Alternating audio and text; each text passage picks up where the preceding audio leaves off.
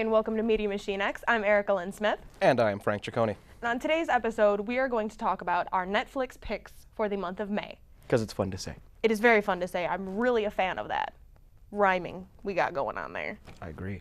So pretty much we're going to tell you what movies that are on Netflix this month that you need to be watching. Starting off with The Babadook. Yes, The Babadook. Which is, I believe they got it was a 97 on Rotten Tomatoes, which is incredible for that critique system. Oh yeah, for sure. Yeah, and I think like the average rating was an 8.2 out of 10, which is, I mean, granted, Rotten Tomatoes isn't necessarily like the go-to in, rating films. But at the same still, time, accomplishing that much, that high of a rating is kind of unheard of, really, I would say. there have been a lot of really good films that have not made it that far. And I feel like that's just because of the quality of this movie. The first time I sat through and watched it, it was spectacular, honestly. Just to see the way everything was put together, it was a very fresh take on a sort of tired mechanic in movies. Right, I agree. In this film, it was written and directed by Jennifer Kent, who did an amazing, amazing job. It was based on her short film called Monster, which you can find on the Babadook website. I would recommend watching that as well, because for what a low budget and short time frame they had to film that was really good as well.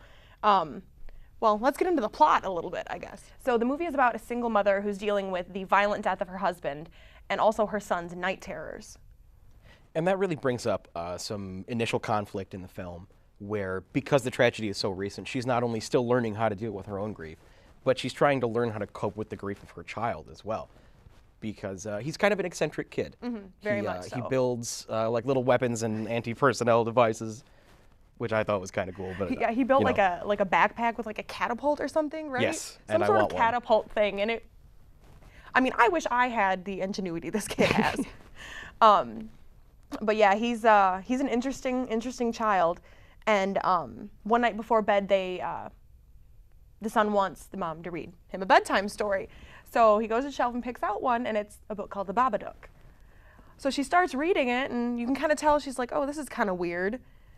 And it just becomes this very dark, awful story. And then cut to the son screaming that, oh my God, the Babadook is going to get me, whatever. So it goes from... It honestly goes from 0 to 60 at that point. It's Yeah, it does. At the point where the book enters the story, it's...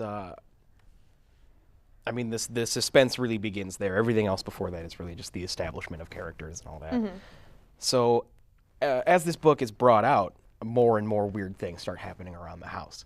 And it really just sort of takes off from there. The mother starts to see that this creature is all around her.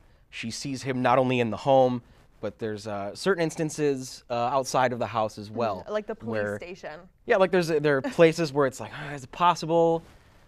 But it leaves you with that sense that you still don't know what's going on for a very long time. Right, and what I really liked about this film, I thought was unique for it, is that you don't see the monster right away. You're not even exactly sure there is a monster to begin with. It's sort of, well, okay, is there really this entity that's plaguing her, or is it just her grief and she's sort of just losing her mind? Because she does kind of, I could understand losing her mind, because her kid was, so irritating. Like, props to that mama, because that kid would have driven me insane. He was adorable and super, good with making things, but there were just certain scenes where I'm like, oh, how are you holding it together, lady? It was more than certain scenes for me. I was not a fan of that kid throughout any of the movie. It got to a point after the first, half hour where I was like, come on, eat the kid, Babadook, do it. But I feel like it's part of the mechanic of the movie. Yes. Is that it made me root for the monster, but I feel like there's other reasons that they would have made him a less likable character. Right. Well, I like how they made him a very difficult child, because that sort of added to the, okay, well, is she just losing her mind because her kid is driving her crazy and she just lost her husband and now she's doing it on her own? So, and the way they filmed it and the way the scenes with the Babadook are near the beginning and the middle of it, you never really see anything, and you don't really know if it's actually happening or not, or if she's just losing her mind and, oh my gosh, that shadow is a creature, that sort of thing, which I really appreciated, because it was refreshing as opposed to like, you know, more modern films that just have the jump scares immediately Right. and like, oh, look at this gross, gory monster, that sort of thing. It wasn't a matter of knowing what's coming but not when, Right. which is really sort of the premise for a jump scare. It was that you don't know what's coming and you don't know when. You don't know anything. There was some actual tension in this movie, Yeah. at least for me. For me as well. And I thought the cinematography and the lighting in this film was just spot on. It was beautiful. It was incredibly well shot, Yeah. especially considering the scenes as you talked about with the Babadook. They were filmed in such a way that even you as the viewer were absolutely unsure of what was actually going on. Like what you just saw in the scene may or may not have actually been there, or if it was Right. just like something that had been mistaken identity.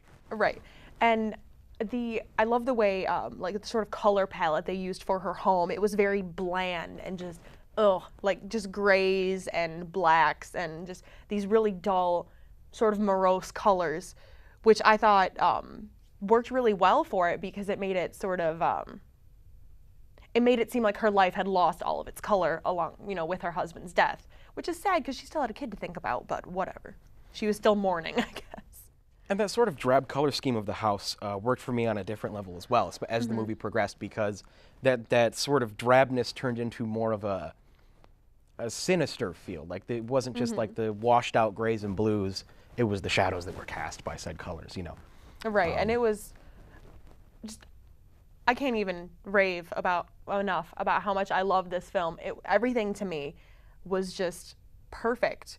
I liked how you didn't really see the monster all the time, because I feel like that's really played out in modern horror films. But, you know, like we said, it was sort of flashes of something here and there, and you're not quite sure if you are actually seeing what is intended to be the Babadook or something else, which was nice. Very much so. If you were to give this movie a rating, what would you say? Well, without spoiling the ending, I just want to say that, you know, the ending could have been a little bit different and made me a little happier, although I did really like it. I'd probably say a 4.5 out of 5. I really liked it, and I will watch it again and again, for sure. What about you? I would say that that's fair, except that I would give it a solid 4. There were those few things, just, you know, how annoying the kid was really bothered me, and that's worth half a star right there. I mean, I think the annoyingness of the child was incredibly intentional and necessary for the progression of the mother sort of going crazy a little bit. But I understand. I can see that. He did get really annoying. I can see that, but I feel like it could have been portrayed a few more different ways other than just the grating, nagging sound of him crying for his mother. Yeah, very true. He did scream a lot. Just a little too much for my taste. Just a little, yeah. And that's where that minus 0.5 comes from for me. So I guess if we're going to average things out, we're going to meet in the middle, give it a 4.25. 4.25 stars for the Babadook. So what else were we picking out on Netflix this month? Well, you brought up that new film to me, The Banshee Chapter. Yes, Yeah. I did. Yeah, you suggested I watch that, which I liked. It was sort of, it gave a new feel to the found footage horror film, because it was sort of shot that way, but at the same time it wasn't like someone had a camera and you're watching what they're filming. Right. It was partly that found footage format, but it was blended so well with other techniques in cinema that it didn't feel like a found footage documentary. It still felt like you were watching a movie. And I don't know, just that the ability that they had to blend those two styles together, the starkness of the found footage film and the grandeur, I guess, of standard cinema, Right. really came together in this film for me. Oh yeah, I agree. And this movie's about, what was it, like a new type of drug? I can't remember the name of it. It was the idea is that the drug DMT that was developed by the government, or that was somehow altered for mind control purposes, backfired. And so now there's something weird going on, and it also deals with the number stations that play over shortwave radio stations. Just Right. these random signals from nowhere that actually happen. Like, these are real radio stations that play on shortwave radio. But it's often random sequences of numbers. There's no official Right. reason for this to happen. And it's honestly really creepy, the way that it all comes together. Like the reality of the shortwave radio stations Being and the something, fiction of yeah. the story that they put together was excellent for me.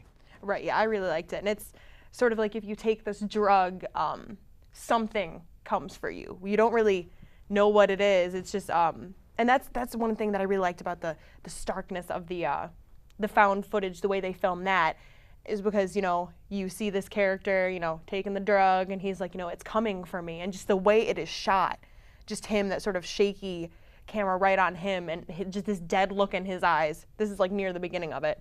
It's just, it was really unsettling, for sure. The whole film, honestly, is it has a very unsettling feel to it.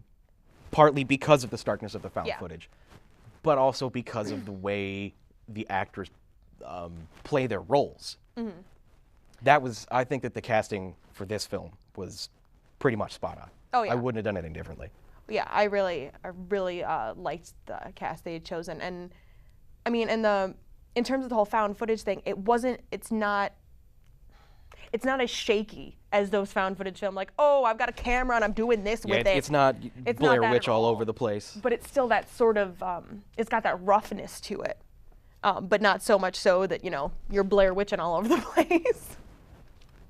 Can we make that a thing, like an actual term? Yes, This Blair is a Witching. term on the show now. Blair Witching. Blair Witching. I think that's a beautiful term. It really is. So, what would you rate this movie? I would give Banshee Chapter, honestly, a 4.5.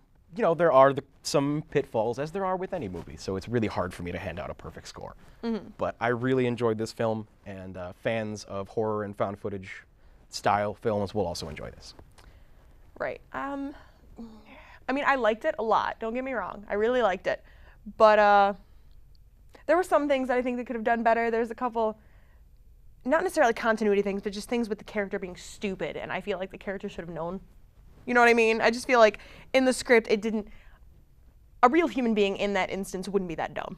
Well, that's a And trope a that you couple run times. into. Right, That's a very trope that true. you run into throughout horror movies, any horror movie. Very true. But I think because of that, I would probably give it a 3.5, I think, so that we average out to about a 4 then, which Yeah, isn't, that's, isn't bad. Yeah. yeah.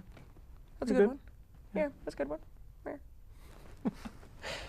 So, next movie that we were going to talk about, I believe, is Hellraiser, correct? Yes, Hellraiser. The original Hellraiser. The first one is on Netflix, and any horror fanatic has seen this movie a million times, but you should probably watch it again because it is that good. And it's on Netflix. Right, So it it's is, on of course, Netflix, this yeah. month, one of our Netflix picks. Of course. And I mean, it's just, what can you even say about Hellraiser that isn't glaringly obvious? You know what I mean? It's just, it's one of those staples in the horror genre. It's sort of, you know, Pinhead is one of those icons, like, you know, Freddy Krueger, Michael Myers, Jason Voorhees. He's up there with them. Yeah, I completely agree. It is one of those films that is a sort of paragon of the genre because it has this perfect blend of tension and gore. There's, it really meets itself in the middle there. You know, through the opening parts, there's a little bit of that tension, a whole lot of the gore, and then there's a whole lot of the tension and a little more of the gore, and it's it balances itself out really well. Right, and I think, I mean, considering, you know, the time it was made, and nowadays, I guess the effects might be considered a little cheesy and whatever, not believable, but at that time, it's, you know, was like the epitome of that sort of special effect. And I mean, even today, honestly, I'm watching and I'm like, dude, that's awesome. I mean, even by today's standards, I think it still looks amazing with all the stuff they did. And I mean, putting aside all of the special effects and all that stuff, just the makeup they did for the Cenobites and for Pinhead. Oh, so good. The makeup and costuming gets a straight up 5 from me. Oh, yeah. But there was one glaringly obvious problem with the special effects, at least for me. There's a moment where there's a character in a very narrow hallway, and there's something chasing after him that's moving on the ceiling. And the issue that I have with that scene is that you can see the trolley the beast is on. I can't actually remember if, don't quote me on this because this may actually be in the second Hellraiser. But I do remember that distinctly about the series. And it's, it never really ruined it for me just because, you know, it's Hellraiser. It's so good. but at the same time, it's one of those things that you can't ignore if you're reviewing a film. Right, right. Well, and I guess, actually, just in case not everyone watching the show is a, horror aficionado or whatever, we should probably give them a little background as to what Hellraiser is even about. We talked a lot about the movie, but we haven't actually said anything about it. Right, yeah.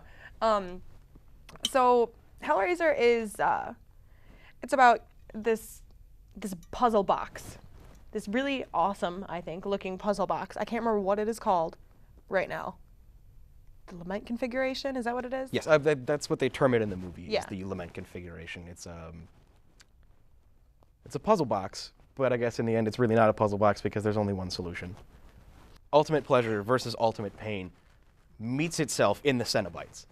Mm-hmm. And that's why, no matter how you solve the puzzle, they're always there. Right, I think Pinhead in one scene actually says, to some we are angels and to some, we're demons, or something along those lines. That's not a direct quote, not by any means, but something along those lines. We're going to put a paraphrasing warning at the bottom of the screen. Yes, paraphrasing warning, watch out. But I mean, it's just such a staple in the horror genre. And Doug Bradley, who plays Pinhead, amazing. I love that man. He is perfect. He's the perfect mix of even as Pinhead, he's got this regal air about him almost. And, he's like the leader of the Cenobites. You had a chance to meet him, didn't you? Yes, I did. At Motor City Nightmares, a horror convention that takes place in Novi, Michigan. I went there this weekend and got to hang out with him and talk with him a bit, which was amazing. It was a little unsettling seeing him without the Pinhead makeup, because I was like, I heard the Pinhead voice coming out of this normal guy, and I was like, what? It sort of shook me a little bit. I was like, oh, all right. But yeah, he's an amazing, super nice guy. And being able to talk to, someone who is, as I said, an icon in the horror genre, it was a very, very amazing experience, for sure. And that's not something that we're just saying. This Yeah. really is something that became huge in the horror genre. There are 9 Hellraiser movies. You don't get that far with something that isn't good. Right. Well, You can, but it's... Well, it's nothing. I don't think will you ever, can get to 9 movies. Right. Well, nothing will ever be as good as the original few, of course. Especially like the first one. Just yes, so good. But I mean, it's like I said, you've got Hellraiser, you've got Jason Voorhees, Freddy Krueger, and Michael Myers. Those are the movies that you have multiple, sequels of. Huge series of Yes, movies. these giant franchises.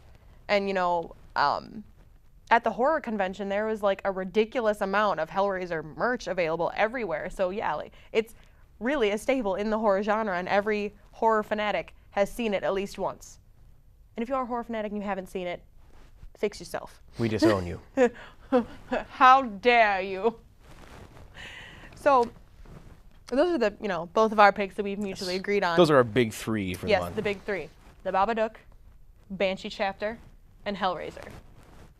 Amazing films, all of them. If you only have time to watch one, which one would you recommend? Oh, man. Oh. Putting you on the spot now. Now we're asking the tough questions. Yes. I would have to say, if you're going to pick one of those 3 to watch, it would be Babadook. Definitely. I was gonna say the same thing, yeah, because it's got everything, and it's newer, more modern. People might be more open to that than they are Hellraiser, and also certain people may not be able to handle the amount of gore that is in Hellraiser as well. Yes. Yeah. So those are the 3 that we've agreed on. Are there any other movies on Netflix that you think someone should watch immediately?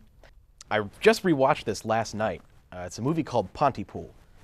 It is a really, really interesting movie to me because of the way it's shot and because of the way the story unfolds. It is an extremely non-traditional zombie movie. I will tell you that much, but I can't say any more without spoiling too much of what's going on. But the way it's filmed is just incredibly interesting because the entire movie takes place in one building. It takes place in the basement of a church where a little radio station has been built. And the way that they make this little tiny place seem like so many different things. Like all of the action is happening outside of this building, but there's still like the tension with the characters and everything that's happening inside is what keeps you from actually wondering what's happening out there, because there's this immediate danger. And it's well put together, and I think it's extremely well paced, and that's something that I would choose. That's something that you should watch. I have yet to watch this, so I will have to remedy that as soon as possible. Do it. I will.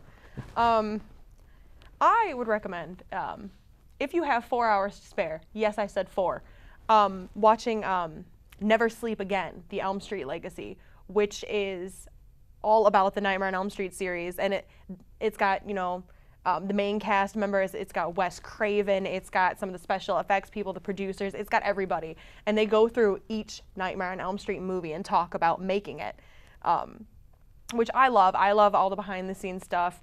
I'm the kind of person who will get a DVD and watch every extra thing I can possibly watch about a movie. So when I found Never Sleep Again on Netflix, I was just so incredibly elated. It's nice to see like all of this background and see all of these actors talking about their characters and what they were thinking when they were filming certain scenes, especially like the first part of the film. You know, talks about the making of the first movie, obviously, and you learn all about how, you know, Johnny Depp got sucked into a bed and how they, I don't know, made Freddy Krueger pop out of someone's chest in the second film. It's just really cool to watch and hear from the people who actually made it happen what it was like. So, and especially if you are, you know, a Nightmare on Elm Street fan, this is a necessity. It's definitely a necessity for you to watch. Anything else that you would recommend on the Netflix? Let's see. I don't know if this is necessarily a recommendation, but this is something that I watched last night again. It's called The Houses October Built. It is another one of those found footage style films. You'll find that you hear that a lot from me because I like that. It's a found footage style film that really takes a sort of turn back on itself. I can't really explain too much of it to you without giving it away, but that's just sort of the pitfall of the genre, I suppose. Yeah. But the premise is that there's a group of friends who are thrill seekers, and they want to go out and find the scariest haunted house in America. So they go into the Deep South, and they're sort of trolling through these little places that are supposed to be really good. And through the grapevine, they hear about a certain one that they're trying to find throughout most of the movie. Right on. Yeah, you do seem to really favor the found footage films quite a bit. Yeah, I do, and I don't know why, because I'm really against Blair Witching. But at the same time, there Blair are a Witching. lot of found footage films that don't rely on that Right. hack tactic. Really, it's kind of what it is. Yeah, very true. I mean, it seems that Netflix seems to favor the found footage films quite a lot too. That too. Yeah. I do get a lot of those in my recommended. Yeah. My little queue there that pops up. Look at all these found footage films on all of these directors Blair Witching all over the place. Well, my last recommendation is not a horror film, shocker, but Labyrinth. Everyone needs to watch Labyrinth at least once in their life. I mean, it's got David Bowie, who I obviously am in love with. You know, you've got Jennifer Connelly. This was, I believe, her first film before she went on to do things, you know, like Requiem for a Dream and A Beautiful Mind. Those really amazing films, I think. But it's also a Jim Henson movie. So you've got David Bowie, Jim Henson singing and dancing, goblins. What more could you ask for ever? Nothing. The premise of the film, in case you are unaware, is Sarah is babysitting her little brother. She can't stand him, pretty much, and she wishes the Goblin King would come take him away. Well, lo and behold, the Goblin King actually exists, and he is David Bowie. And he comes and kidnaps her little brother, and she has 13 hours to make her way through a labyrinth and make it to the castle at the center to save her brother. Otherwise, he gets turned into a goblin. And it is my favorite movie of all time, honestly. I may be a little biased because I watched it a lot when I was a kid, and it sort of reminds me, it takes me back to my childhood a little bit. But I mean, also David Bowie. David Bowie's the big thing. David Bowie all day. For sure. All Bowie all the time. All Bowie all the time. Nothing else matters. Well, I think that's about all the time we have for today. Yes, it is. Thank you guys for watching, and make sure to tweet us at MediaMachineX or shoot us an email, MediaMachineX@gmail.com. We also have a Facebook, facebook.com/MediaMachineX. Everything we have is Media Machine X. Yes, so like us on all of the available social media, and we will see you next time. Sorry.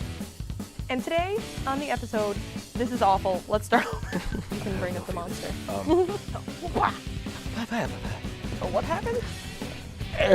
Okay, train of thought gone. A lot about the movie, and we actually haven't actually said, ultimate plane, or ultimate pain. I'm sorry, not plane.